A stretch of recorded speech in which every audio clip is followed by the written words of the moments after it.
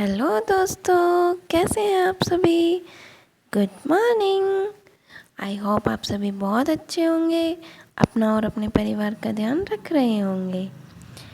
तो मैं आपका स्वागत करती हूँ आपके अपने YouTube channel build career with me के साथ। आज हम स्टार्ट करने वाले हैं समास, और मैं आपका समास का चैप्टर ऐसा लेकर आई हूँ जिससे आपको बार बार पढ़ने की आवश्यकता ना पड़े। तो चलिए फिर स्टार्ट करते हैं आज का चैप्टर समास।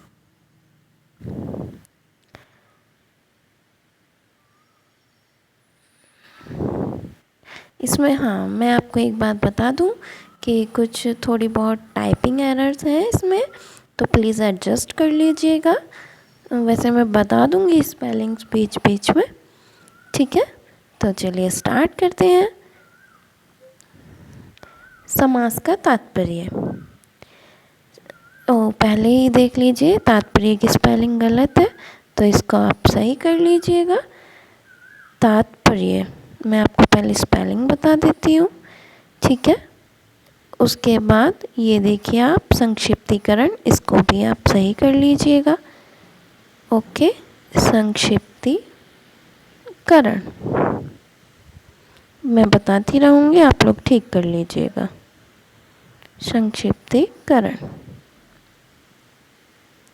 ओके, समास का तात्पर्य होता है संक्षिप्तीकरण, ठीक है।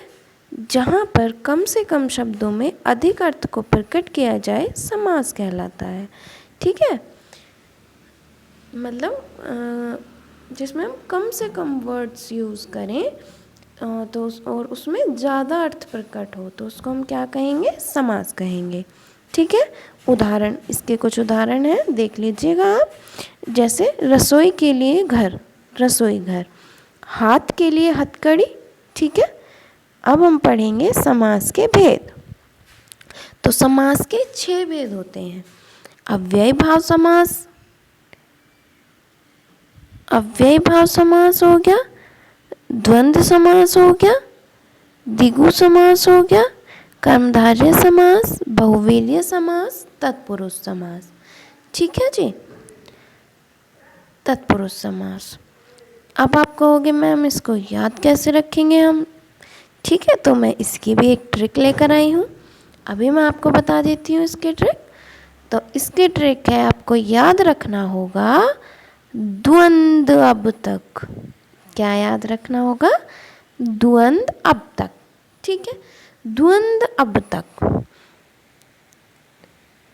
द्वंद्व अब तक। तो द्वंद्व अब तक में क्या होगा, द्वंद्व से बनेगा द्वंद्व समास, द्वंद्व से बनेगा द्विगु समास, आ से बनेगा अव्ययी भाव समास, ब से बनेगा बहुवीर्य समास, त से बनेगा तत्पुरुष समास, क से बनेगा कर्मधारय समास, ठीक है। तो कैसा लगा आपको, ये है ना इजी। अब आपको इजीली ये याद भी रहेगा।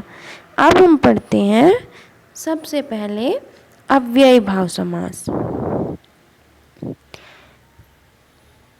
अव्ययी भाव समास। अव्ययी भाव समास में क्या होता है, इसका प्रथम पद प्रधान होता है। क्या होता है, अव्ययी भाव समास में प्रथम पद प्रधान होता है। जब भी शब्द की पुनरावृत्ति हो तो अव्ययी भाव समास होता है, ठीक है। जैसे धड़ाधड़, घर घर, रातों रात, धीरे धीरे, ठीक है। धीरे धीरे, प्रतिवर्ष, प्रतिदिन, ठीक है जी। तो ये सब क्या होंगे, ये सब होते हैं अव्ययी भाव समास। और इसकी एक ट्रिक भी है मेरे पास। अगर शब्द में उपसर्ग लगा हो तो क्या होगा, अव्ययी भाव होगा, ठीक है। अगर किसी शब्द में उपसर्ग लगा हो तो क्या होता है, अव्ययी भाव समास होता है। जैसे क्या, जैसे हो गया आपका प्रति वर्ष, ठीक है। प्रति वर्ष, उपसर्ग प्रत्यय तो आपको पता ही होंगे, और अगर नहीं पता है तो थोड़े दिन बाद में इसकी वीडियो लेकर आऊँगी, तब आपको बता दी डिटेल में पता चलेगा।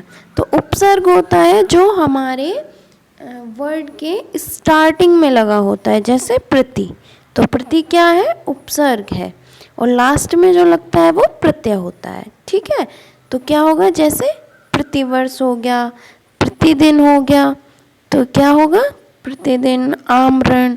तो ये सब क्या है, ये अव्ययी भाव समास है, जिसके अंदर क्या होता है, किसी भी शब्द में उपसर्ग लगा होता है तो वो अव्ययी भाव समास होता है।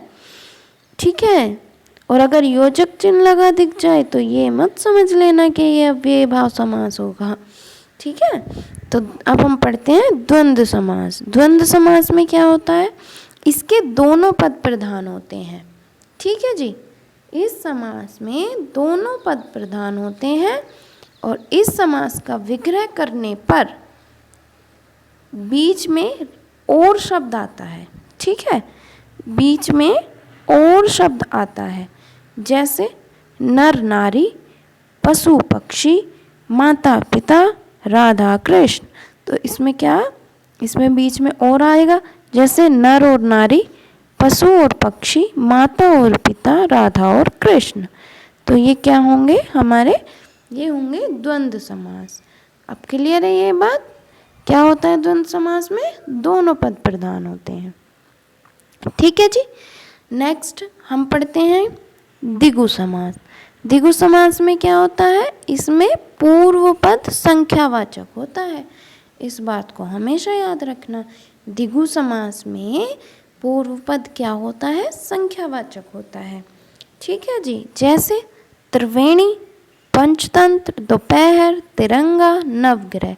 तो त्रिवेणी में क्या आया, 3 आया है, पंचतंत्र में क्या आया, 5 आया है, दोपहर में क्या आया, 2 आया है, तिरंगा में क्या आया, 3 आया है, नवग्रह में क्या आया, 9 आया है। ठीक है, इतनी बात क्लियर है। तो इसमें क्या होता है, पूर्व पद संख्यावाचक होता है। नेक्स्ट हम पढ़ेंगे क्या, कर्मधारय समास।